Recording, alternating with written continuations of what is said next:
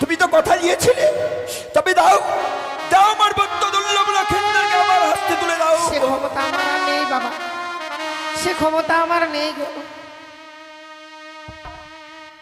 কেন বৌমা, আজ আমার পুত্র লক্ষিন্দরকে তুমি আমার হস্তে তুলে দেবে?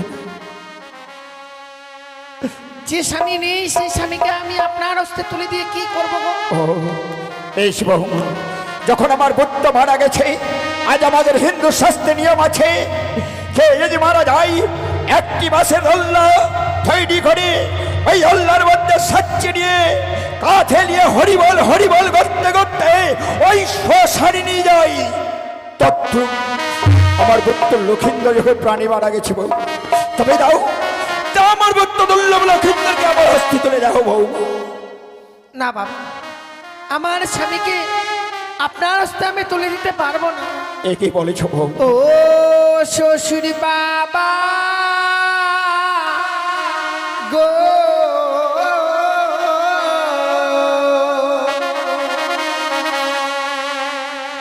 আমার স্বামীকে না পুরা বেহনা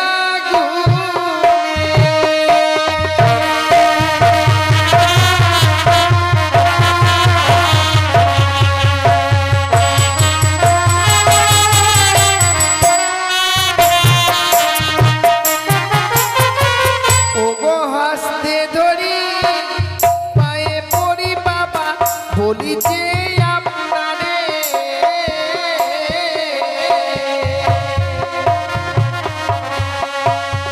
মৃত স্বামী ও গো বাবা ভিক্ষে দিই না আমারে। কি বলেছ বৌমা? তোমার মৃত স্বামীকে ভিক্ষে দেব?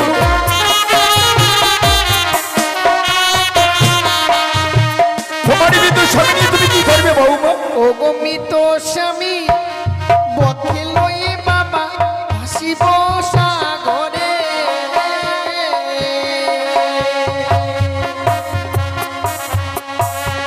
ভাসিতে ভাসিতে বাবা যাব দেব রে।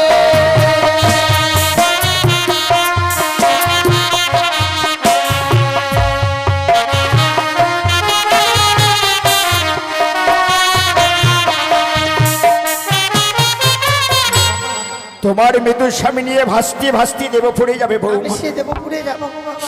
দেবপুরে গিয়ে কি করবে বৌমা? প্রত্যেকটি দেবতার কাছে স্বামীর প্রাণ ভিক্ষে চাইবো আমি। আমি কি অপরাধ করেছিলাম যে আমার স্বামীকে তারা কেড়ে নিল? এ কি বৌমা, এ তোমারই ভুল ধারণা বৌমা।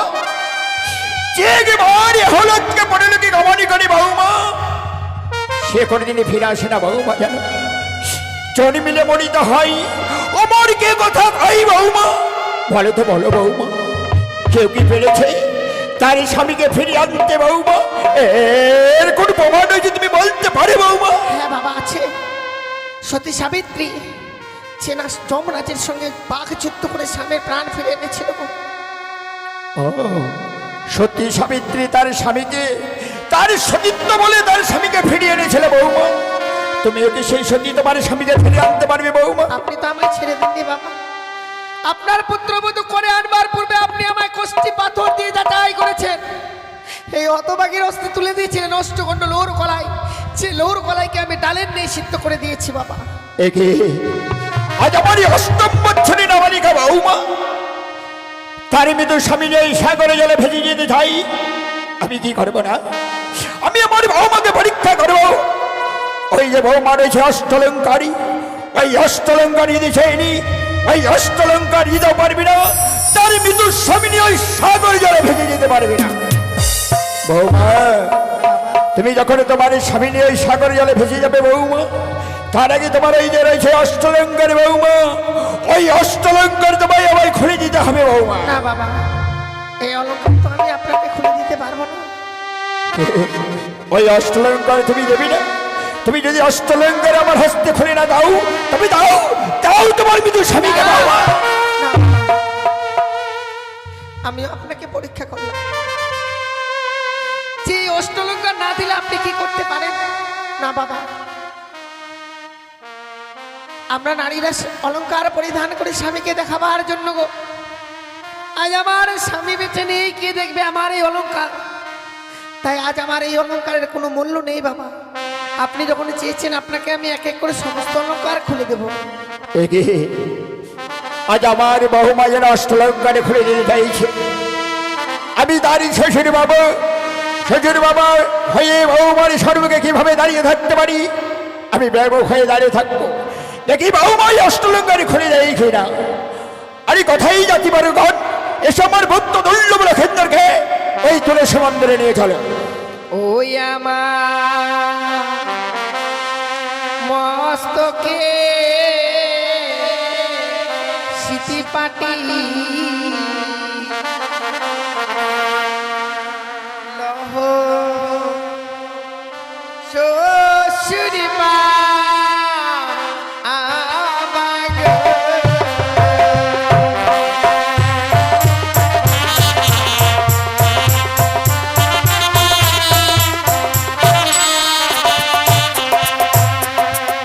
ও হইয়া মা মস্তকের সিটি পাটি লহ শ্বশুরি মা আবাগ।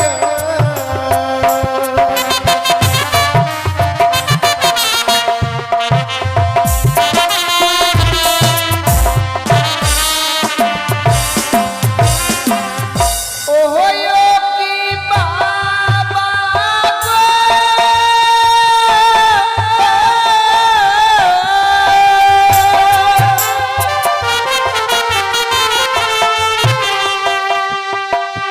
এই কম্বলার এই গন্ধে দিও আবাগিনী বেহুলার মায়া ভুলো।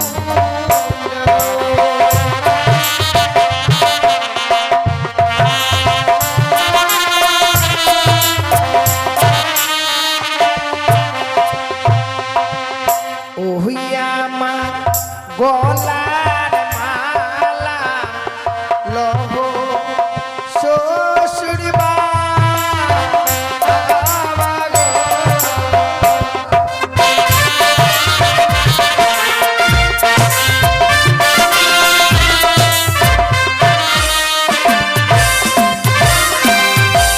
ওই ও কি বাবা গো,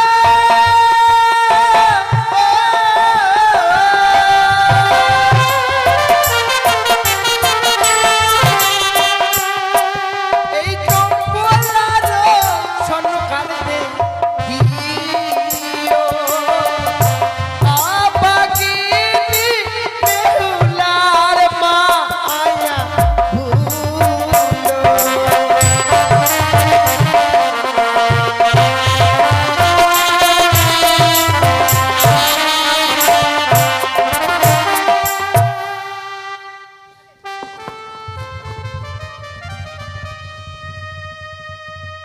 বৌমা, হে কি করলে বৌমা?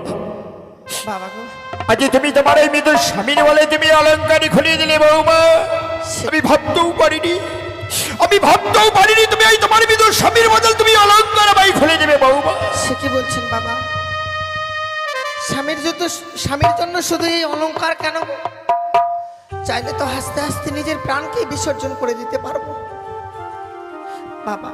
বৌমা, আপনি তো জানেন বাবা, আমাদের নারীদের জীবনের শেষ সম্বল হচ্ছে স্বামী গো। আমরা নারীরা স্বামী ছাড়া বেঁচে থাকতে পারি না। একটি কথা জানেন বাবা, এই পৃথিবীর বুকে যে নারীর স্বামী নেই সে নারীর কোনো কুল নেই গো বাবা। নিন বাবা। একে আজ আমার বৌমা তার মৃত স্বামীর বদল অলঙ্কারে খুলে দিল আমাকে। আজ তার মৃত স্বামীকে নিয়ে এই সাগরে জলে ভেসে যাবে বলে না না না, বৌমা তো অষ্টম বছরে নাবালিকা বৌমা, আমি যেতে দেবো না। আমি আরেকটু পরীক্ষা করব। ওই যে রয়েছে তার ভরে রয়েছে অগ্নিবাস্ত্রের শাড়ি, ওই অগ্নিবাস্ত্রের শাড়ি যদি চেয়ে নি, ওই অগ্নিবাস্ত্রের শাড়ি দিতেও পারবি না। তার বিদ্যুৎ স্বামী নয় সাগরে জলে ভেসে যেতে পারবে না। বৌমা, বাবা তুমি যখনই চলে যাবে বৌমা, যাওয়ার আগে ওই যে লাল রঙের অগ্নিপাত্রের শাড়ি রয়েছে বৌমা, ওই অগ্নিপাত্রের শাড়িটা আমায় খুলে দিতে হবে। বাবা, ছি, এমন কথা কেন বলছেন গো বাবা? আজকে দিনে আপনি আমার এই পরনের শাড়ি খুলে নিতে চাইছেন? বাবা বলুন, আমি যদি আপনার নিজের মেয়ে হতাম গো, পারতেন নিজের মেয়ের পরনের শাড়ি খুলে নিতে? বৌমা, হয়তো তুমি বুঝতে পারোনি বৌমা, ওই লাল রঙের শাড়ি হচ্ছে লাল শাড়ি একটা বৌমা। যারা বিধবা হয়ে যায় বৌমা, তারা এই লাল রঙের কাপড় পরিধানই করে না বৌমা। আরে তুমি তোমার কিন্তু স্বামী নিয়ে ওই সাগরে জলে যখন ভেসে যাবে বৌমা, হ্যাঁ বাবা, ওই সাগরে অনেক হিংস্র জীবজন্তু রয়েছে বৌমা। আমি তার জন্য তোমার কাছ থেকে লাল রঙের অগ্নিপাত্রের শাড়িটা আমি চেয়ে নিচ্ছি বৌমা। বাবা গো, হয়তো তুমি ভুল বুঝতে পেরেছো তাই। আপনি যখন চেয়েছেন এই অগ্নিবস্ত্রের শাড়ি, আমি কথা দিলাম বাবা, স্বামীকে নিয়ে সাগরের জলে ভেসে যাওয়ার পূর্বে আপনার হস্তে এই অগ্নিবস্ত্রের শাড়ি তুলে দিয়ে তবেই আমি স্বামীকে নিয়ে যাব। কিন্তু বাবা, আপনি তো জানেন গো, কোনো কিছুকে অবলম্বন না করলে সাগরের জলে ভাসা যায় না। তাই আপনি আমায় পঞ্চম কদলীর বৃক্ষের মান্দাস আর শলার মন্দুস তৈরি করে দেবেন। বৌমা, আমি দেবো তৈরি করে দেবে জানে বৌমা। তোমার ওই মৃত্যুর স্বামী যে আমার এই কদল বৃক্ষের দাম অনেক বেশি রয়েছে বৌমা। তুমি যদি উচিত মূল্য দিয়ে কিনে নিতে পারে বৌমা, তাহলে আমি এই ভেলাখানা আমি তৈরি করে দিতে পারি বৌমা। জানি না বাবা, দেবার মতো মূল্য তো আমার কাছে নেই, তবে কিছু সময় আমায় দিন। যেখান থেকে হোক না কেন ওই কদলের বৃক্ষের মূল্য নিয়ে এসে আপনার হস্তে তুলে দেব, তারপর আমি আমার স্বামীকে নিয়ে যাব। বেশ বৌমা, আমি তোমাকে কিছু সময় দিলাম। এই কিছু সময়ের মধ্যেই ওই কদলি গাছের মূল্য চাই বৌমা। আরে কোথায় যাচ্ছি বড় ঘর, এসব আমার গুপ্ত দুর্লভ লক্ষিন্দরকে ওই তুলসী মন্দিরে নিয়ে গেল। ওগো চম্পলানগরের বাবা মায়েরা, আপনারা সবাই জানেন গো, আজ আমি স্বামীকে হারিয়েছি, আমি আজ বড় ভিখারিনী হয়ে গেছি গো। জানেন মা, স্বামীকে নিয়ে সাগরের জলে ভেসে যাওয়া, যার জন্য কদলী বৃক্ষের মূল্য আমায় দিতে হবে, কিন্তু দেবার মতো মূল্য তো আমার কাছে নেই গো মা। তাই আপনারা যদি আমায় এই বিপদের দিনে একটি করে পয়সা ভিক্ষে দেন, হয়তো আমি আমার স্বামীর প্রাণ ফিরিয়ে আনতে পারবো। আপনারা আমায় একটি করে পয়সা ভিক্ষে দিন গো মায়েরা, একটি পয়সা দিন গো মায়েরা, একটি পয়সা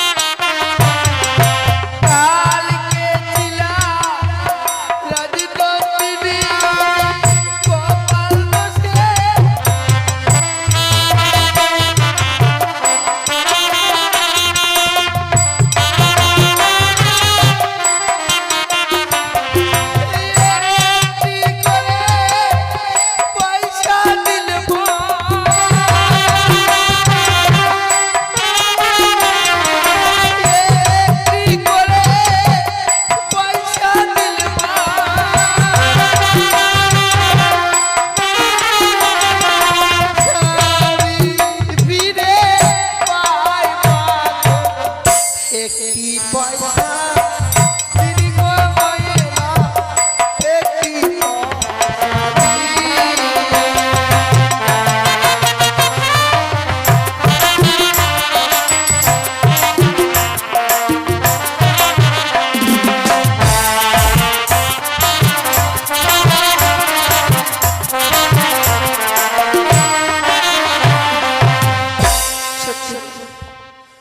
আজ আমার এই বিপদের দিনে যে বাবা মায়েরা এমনি করে একটি করে পয়সা আমায় ভিক্ষে দিয়েছে গো, আজ আমি ঠাকুরের কাছে কামনা করি, হে ঠাকুর, যে বাবা মায়েরা এমনি ভাবে দান করেছে সেই বাবা মায়েদের মেয়েরা যেন আমার মতো কোনোদিনও বিধবা না হয়, আমার মতো যেন স্বামীকে না হারায়।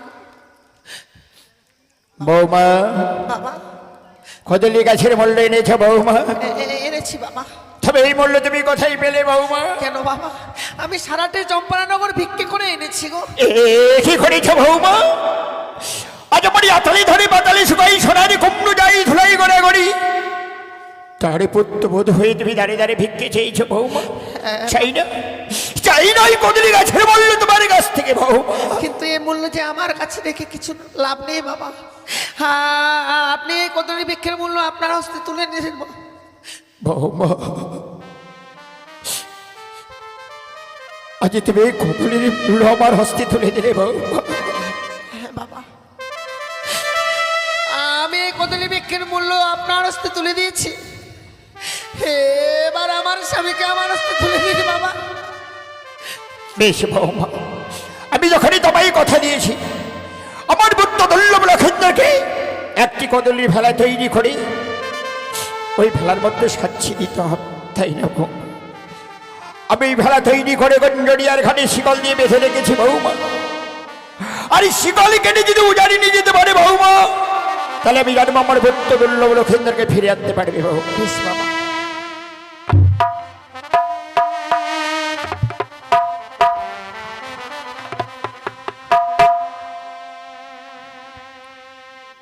এই যে নাও বৌমা,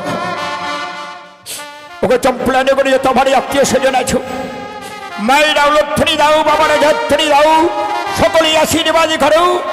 বৌমা যেন আমার পুত্র দুর্লভ লক্ষেন্দ্রকে ফিরিয়ে নে, আমায় যেন আমারই পিতা বলে ডাকে, আমায় যেন আমারই পিতা বলে ডাকে।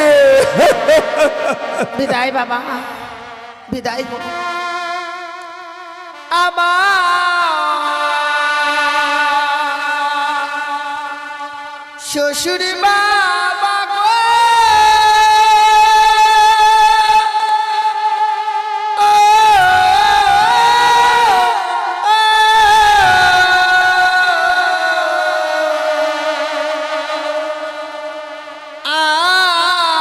আমি চলে যা ভেসে যা,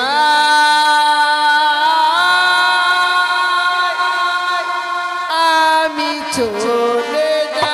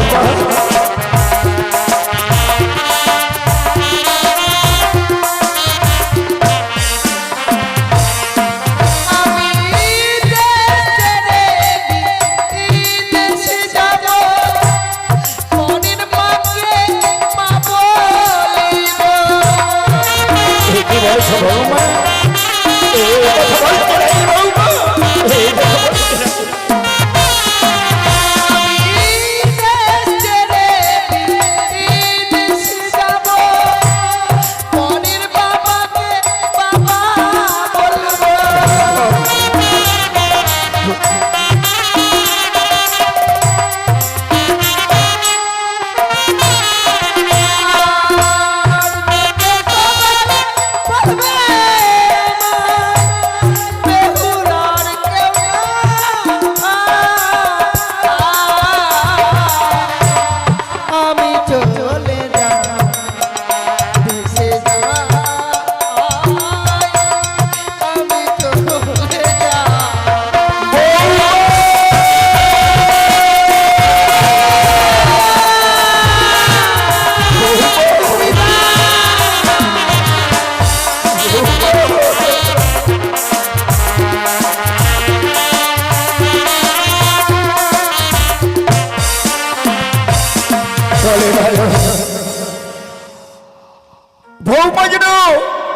আমার পুত্রকে নিয়ে ভাসতে ভাসতে দেব উড়ে চলে গেল।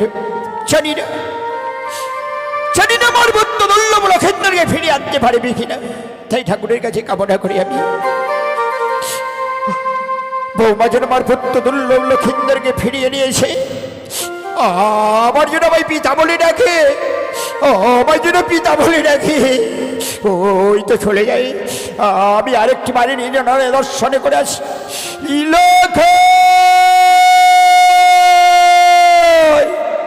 বৌমা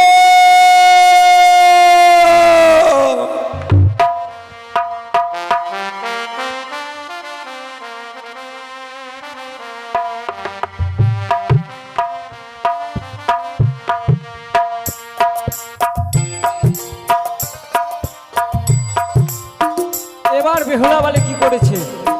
এবার বেহুলা বালি তার মৃত্যু স্বামীকে বক্ষে নিয়ে কলার মান্দাসে বসে বসে কান্না করছে।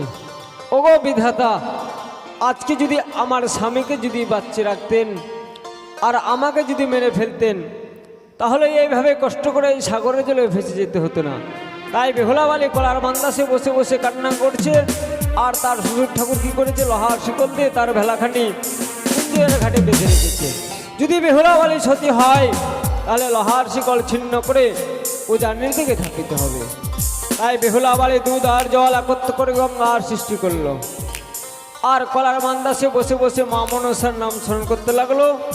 আর মা পদ্মাবতী কি করলেন, মা পদ্মাবতী ঢামরনাথকে পাঠিয়ে দিলেন। ঢামরনাথ তুই এই মুহূর্তে ছুটে যা বেহুলার ভেলার কাছে, বেহুলার ভেলা তুই লেজে বেঁধে উজানির দিকে ধাপিত করবি। আর আমি মাছি রূপ ধারণ করে ভেলার উপরে বসে থাকবো। তাই এবার পদ্মাবতী মাছি রূপ ধারণ করে ভেলার উপরে বসে আছে। আর বেহুলা বালি কলার মান্দাসে বসে বসে মা মনসার নাম স্মরণ করছে। আর আস্তে কাশ্যমনের মাতা ভগ্নে পাশে কিশোর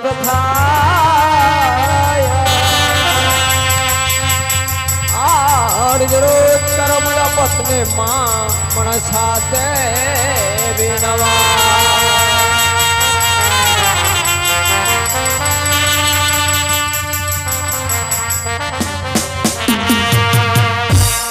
ও বালি করে হাই কলার মান্দাসে করে বালি জলে ভেসে যায়।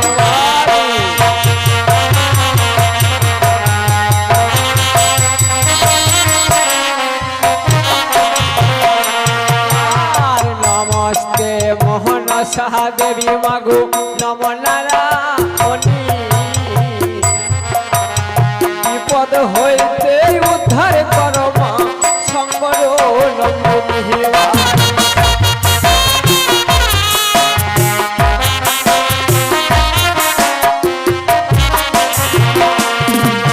আর নমস্তে মোহন সাহা দেবী মাগো নম নারায়ণী। বিপদ হইতে উদ্ধার কর মা শঙ্কর নন্দিনী।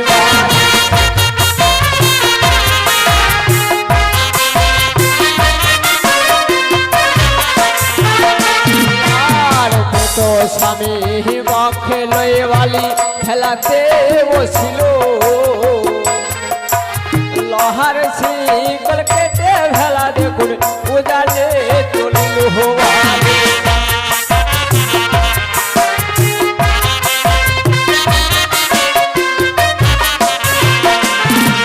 আর মতো স্বামী বক্ষে লয়ে বালি খেলাতে বসিল। লোহার শিকল কেটে ভেলা দেখুন উজানে চলিল হওয়ালি।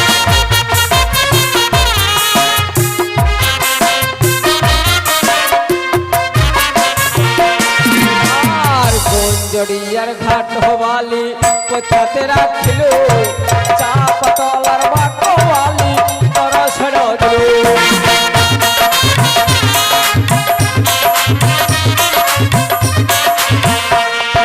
গঞ্জরিয়ার ঘাট হওয়ালি কোথাতে রাখিল।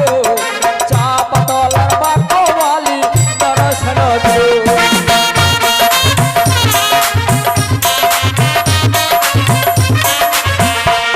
আর চাপ তলার বাক বেহুলা কি পড়ল হায় হায় করে বেহুলা কাঁদিতে লাগলো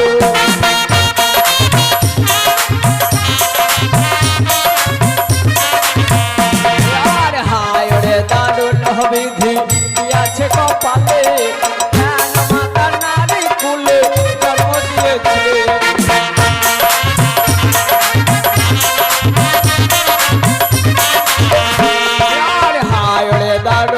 বিধি কি আছে কপালে জ্ঞান মাতা নারী কুলে জন্ম দিয়েছিলে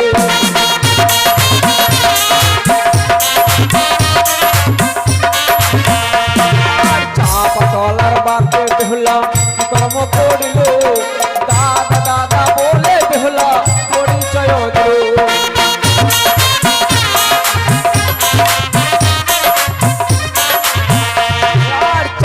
তলার বাপ হওয়ালি কোথাতে রাখিল কদবীরের বাপ হওয়ালি দর্শন দিল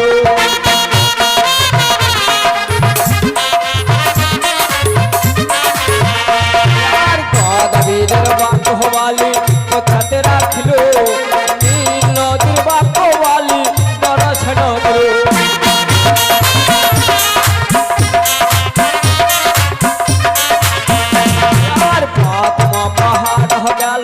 হাসিতে খেলিতে দ্বিতীয় পাহাড় গেল পাশা খেলিবারে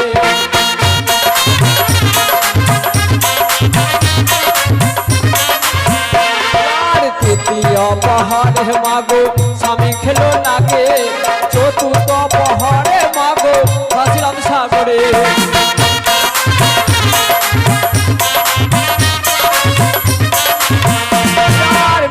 স্বামী বক্ষে লইয়ে হাসিলাম সাগরে কতদিনে যাবো মাগো বলক যাবো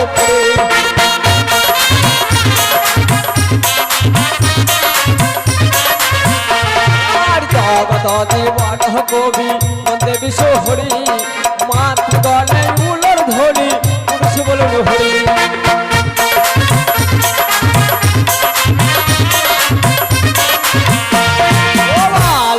করে হায় হায় কলার মন্দাসে করে वाली চলে ভেসে যায়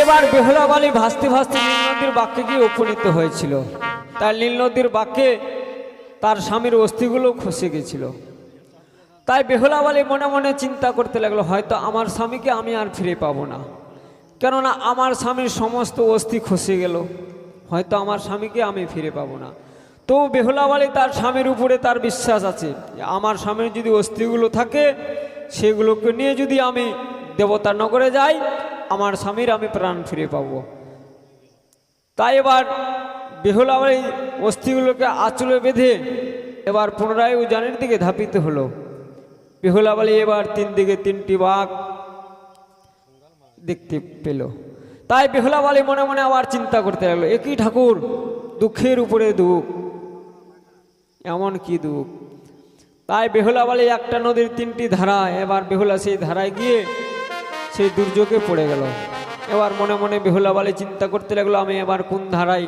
ভেসে গেলে দেবতা নগরে যাব এবার বেহুলা বালি সে নীল নদীর বাঁকে ভাসছে আর কি দেখছেন আরে ওপারে সোনার গ্রাম গো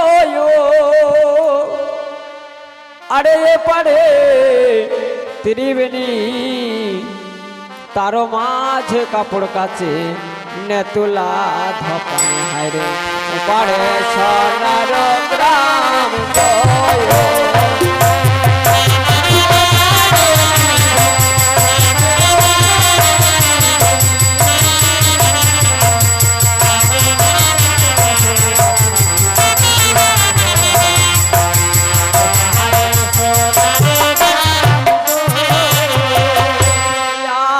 নমস্তে মন সাহাদেবী মাগো নম নারায়ণ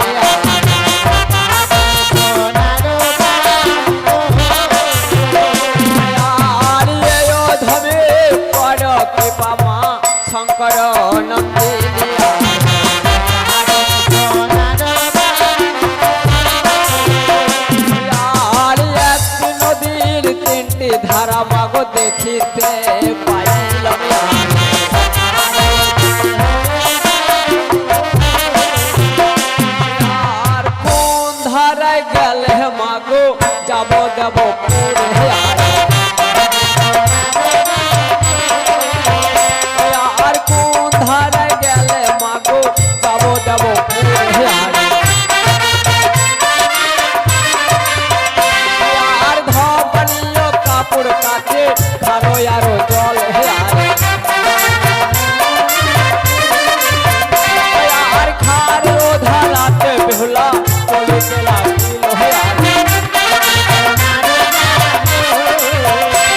আর মাস মাসি বলে বেহুলা পরিচয় দিল আর জগত জীবন কবি বসে বিশ্ব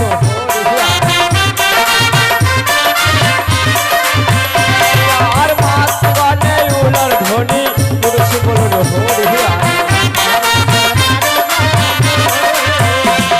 আরে পারে ত্রিবেণী আরে পারে ত্রিবেণী তার মাঝে কাপড় কাছে নেতুলা পানে হায় রে ও পাহাড়ে সব